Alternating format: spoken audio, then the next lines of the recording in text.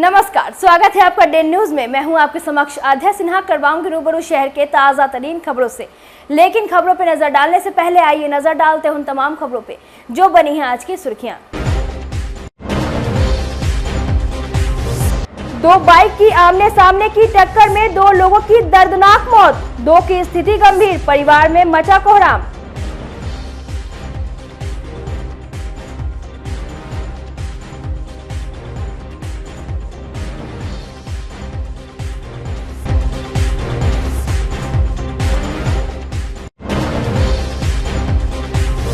मुजफ्फरपुर में बिजली विभाग का एक और कारनामा, उपभोक्ता को भेज दिया 52 लाख का बिल, फिर काटी बिजली।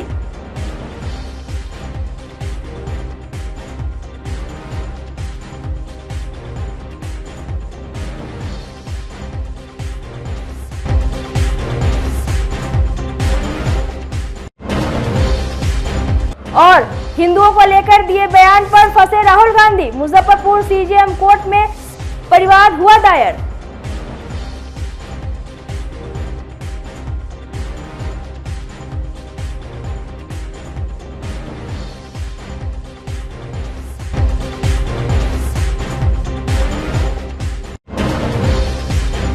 ये थी आज की सुर्खियां, अब खबरें विस्तार से। मुजफ्फरपुर में भीषण सड़क हादसे में दो लोगों की दर्दनाक मौत हो गई।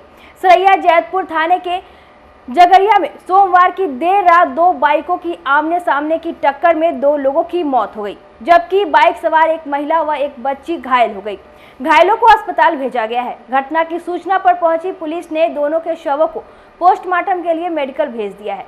बताया गया है कि करजा थाने के फंदा निवासी मोहम्मद नौशाद बाइक से पत्नी और पुत्री के साथ कहीं से लौट रहे थे। उसी समय विपरीत दिशा से वैशाली थाना के परमानंदपुर गांव का अमरजीत सहनी तेज रफ्तार से बाइक से आ रहा था। इसी क्रम में बसरा और जगरिया के बीच दोनों बाइकों में आमने सामने की टक्कर हो गई। इस टक्कर में मोहम्मद नौशाद व अमरजीत सहनी की घटनास्थल पर ही मौत हो गई। वहीं नौशाद की पत्नी गंभीर रूप से जख्मी हो गई है। उसकी 2 साल की बच्ची दूर झाड़ी में जा गिरी, उसे भी काफी चोटें आई हैं। ग्रामीणों द्वारा घायल नौशाद की पत्नी और पुत्री को सामुदायिक स्वास्थ्य केंद्र पहुंचाया गया। वहां से प्राथमिक उपचार के बाद चिकित्सकों ने गंभीर हालत देखते हुए दोनों को एसकेएमसीएच रेफर कर दिया।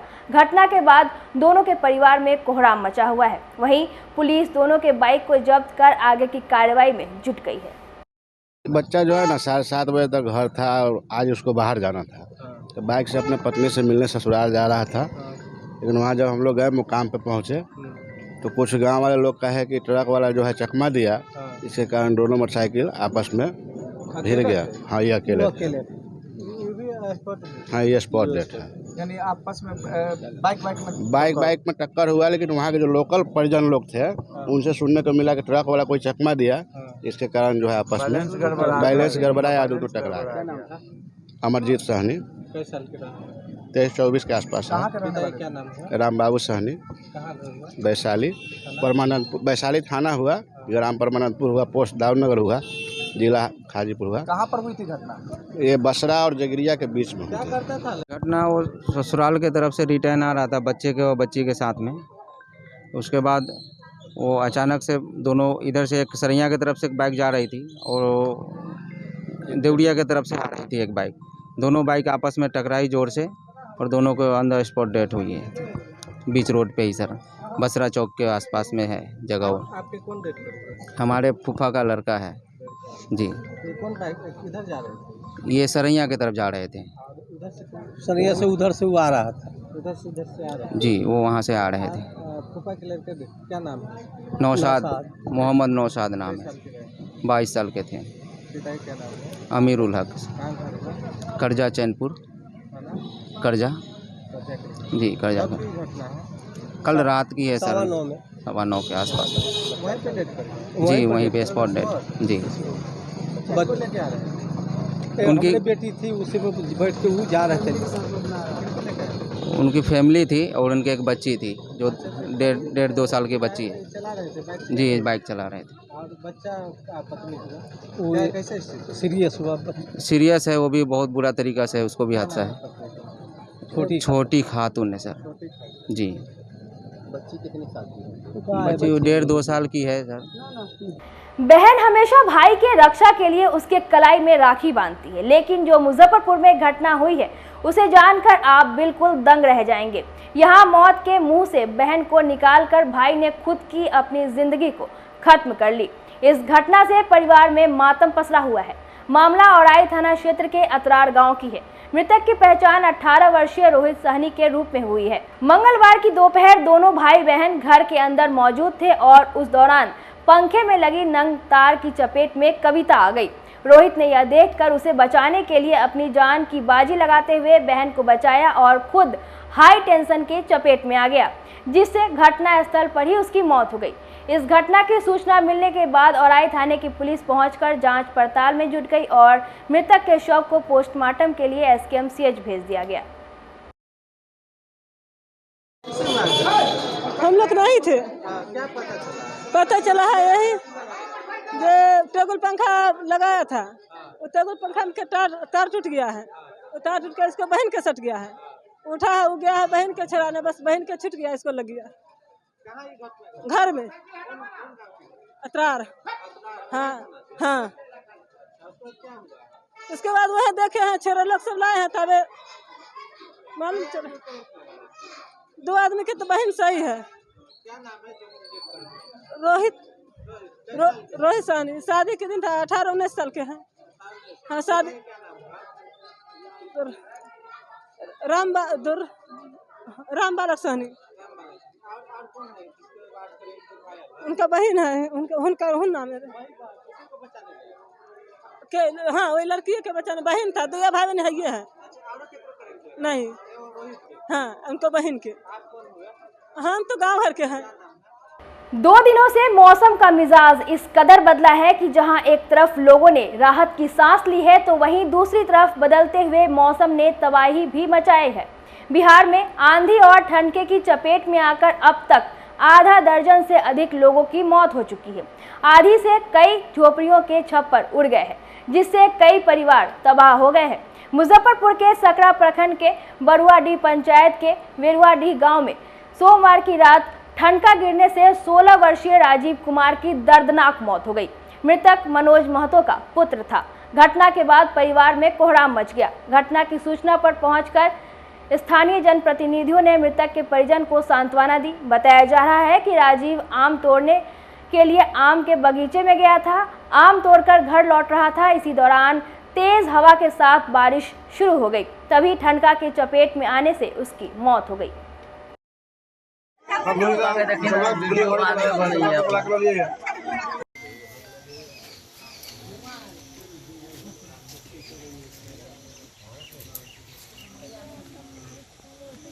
मुजफ्फरपुर में 34 लाख के बाद अब फिर से एक बार उपभोक्ता को 52 लाख रुपए का बिजली बिल भेजा गया है। स्मार्ट मीटर से बिजली उपभोक्ता परेशान है। अब किसी को 31 लाख तो किसी को 52 लाख रुपए का बिजली बिल पहुंच रहा है।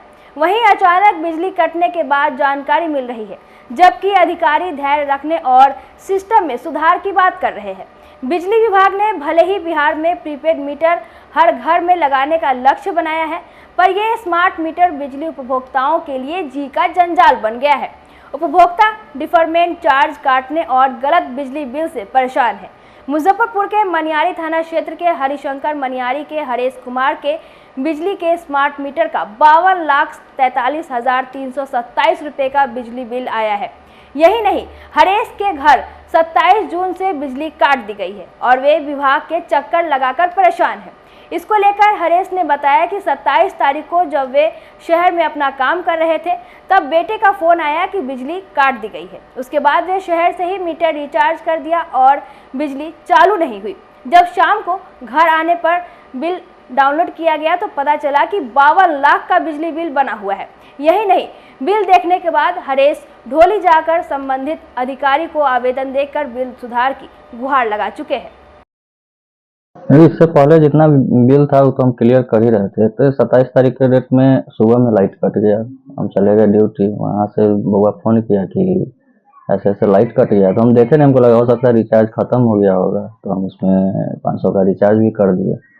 और उसके बाद भी लाइट नहीं आया, तो जब हम बिल डाउनलोड किए तो उसमें दिखा रहा है 52,49,000 का ड्यूज। तो फिर हम वहाँ से फिर आए, ड्यूटी छोड़ के फिर गए जूनियर इंजीनियर साहब से मिले। उनको बोले तो बोले कि ठीक है, सो हम देखते हैं क्या हो सकता है, 27 तारीख को है। फिर भी नहीं हुआ तो 28 को फिर गए, तो फिर एक एप्लीकेशन लेके हम उनको दिए, तो बोले कि अच्छा कल हो जाएगा ठीक। फिर भी आज तक ठीक नहीं हुआ। और इससे पहले का जितना भी बिल था बिजली विभाग की तरफ आ रहा था, उसको तो हम टाइम टू टाइम पेमेंट कर ही रहे थे। दिखा ही देते हैं वो भी। 30 अक्टूबर से है 2233, 1056, 6 फरवरी, 1 मार्च को 308, 5 अप्रैल को 241 और 6 जून के डेट में 188 रुपया। स्मार्ट मीटर लगा हुआ 1 से 1.5 महीना हुआ है, और उस समय से तो ठीक ही चल रहा था। एकाएक 27 तारीख को वो बंद हो गया, उसके बाद 53 लाख का बिल आ गया। बड़ी अधिकारियों से क्या आश्वासन दिए?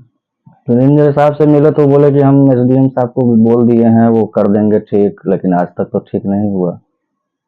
तो समस्या है, घर में पेशेंट भी है और उसके कारण बहुत ज़्यादा समस्या हो रहा है। हमको बोले भी थे, लेकिन अभी तक कोई उसका निदान नहीं हो पाया। ये जानकारी आज ही हमको प्राप्त हुआ है, जो किसी लो आय वाले आदमी का बिल 31 लाख का लगभग बन गया है। जब इसका हम लोग पड़ताल किए तो पता चला जो उनका जो मीटर है, मीटर में रीडिंग सही में 9 लाख यूनिट उठा था। ये आप देख सकते हैं, अगर इसमें दिख रहा होगा तो 9 लाख यूनिट जो है इस रीडिंग में है। अगर सिस्टम में देखिएगा तो यहाँ भी दिख सकता है, जो यहाँ ये दूसरा केस है मनियारी वाला, जिसका 6,60,60,000 रुपया जो है यूनिट चला हुआ है।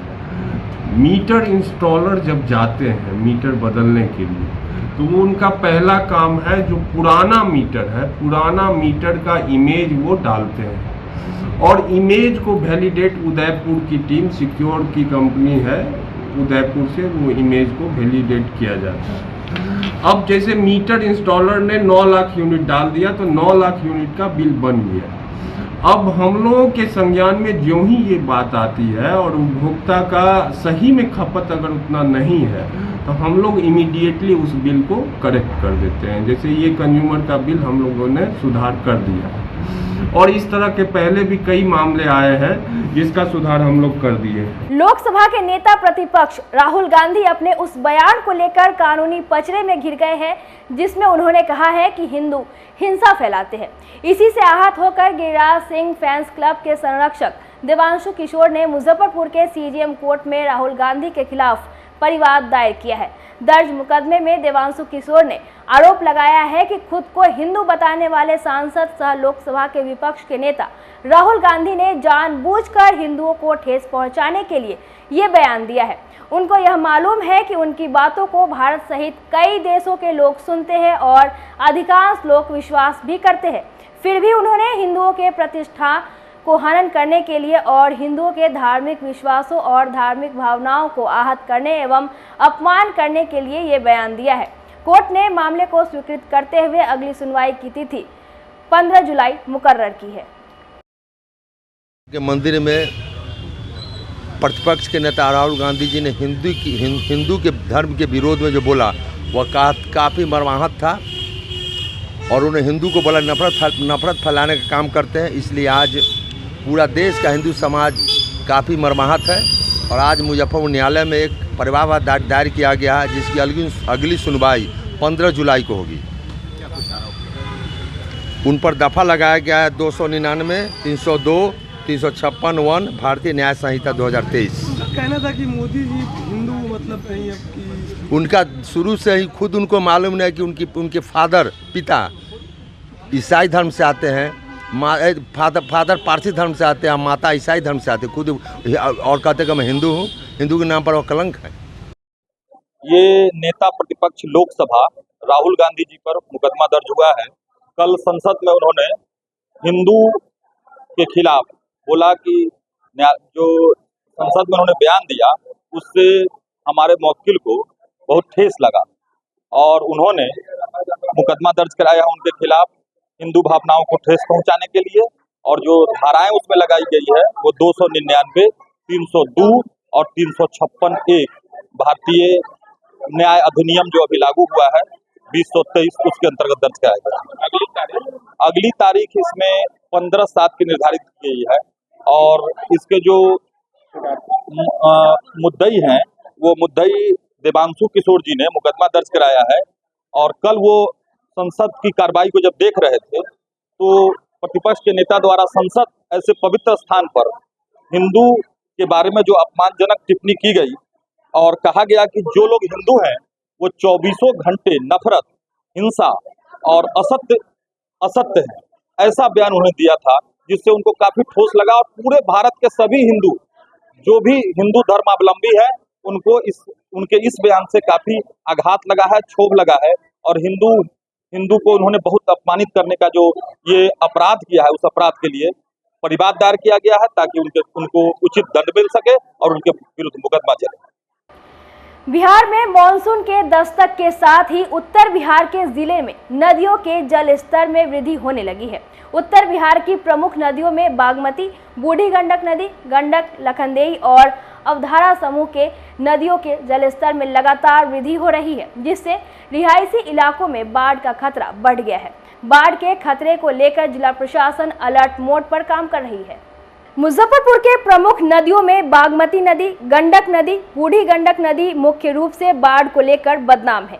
डीएम सुब्रत कुमार सेन ने बताया कि मुजफ्फरपुर जिले की 3 महत्वपूर्ण नदी गंडक, बूढ़ी गंडक और बागमती की जलस्तर में बढ़ोतरी हुई है, लेकिन अभी बाढ़ जैसी स्थिति नहीं है।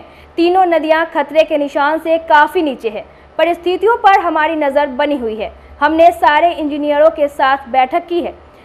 खाद्य सामग्री और आश्रय स्थल सहित जितने कार्यों को लेकर टेंडर निकाले जाते हैं उनके टेंडर भी निकाले जा चुके हैं। हम लोग लगातार रिव्यू कर रहे हैं। मैं खुद फील्ड विजिट कर रहा हूं। सारे कार्यपालक अभियंता अलर्ट मोड पर है। कई जगहों पर सामग्री इकट्ठा कर ली गई है, जिससे अगर अचानक बाढ़ आती है तो उससे निपटा जा सकेगा। 100 से ज़्यादा नाव के साथ इकरारनामा हो चुका है। बाकी नाव पर भी काम चल रहा है। एसडीआरएफ की टीम भी हमारे पास है। ज़रूरत पड़ने पर और ज़्यादा टीम मुख्यालय से मंगवाई जा सकती है, लेकिन अभी वैसी कोई स्थिति नहीं है। बूढ़ी गंडक के नदी पर बने बांध रोड पर भी तेजी से काम चल रहा है। स्थानीय लोगों द्वारा सुझाव आया था कि रोड को चौड़ा किया जा सके, उस पर भी एग्जीक्यूटिव इंजीनियर से विचार विमर्श किया गया है।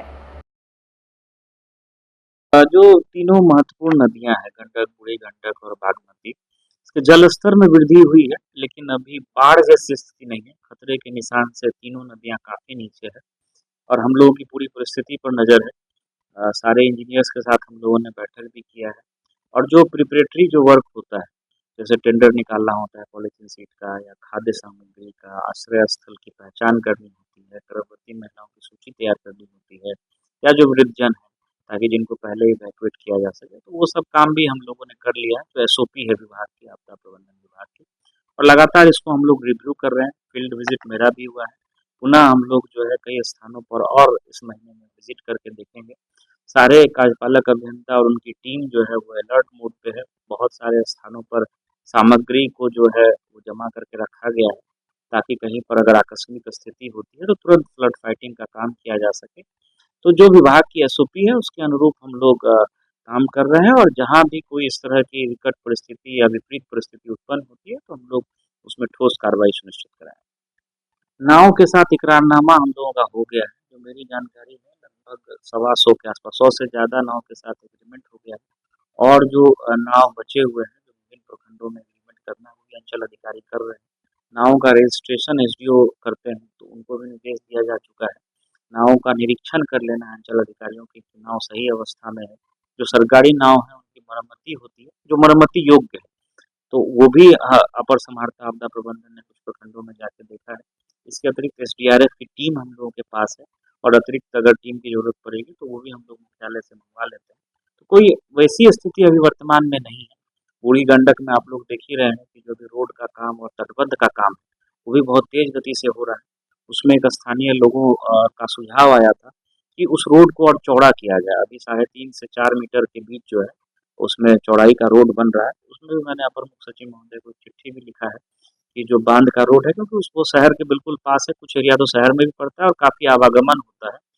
तो एग्जीक्यूटिव इंजीनियर से प्रस्ताव लेकर के मैंने विभाग विभाग में लिखा है कि उस पे जो हम लोग पास लैंड अवेलेबल है उसके हिसाब से रोड को और चौड़ा किया जाए ताकि 2 गाड़ियां आसानी से आ जा सके। तो उसमें भी विभाग से जो निर्णय होगा तो उसके हिसाब से आगे की कार्रवाई होगी।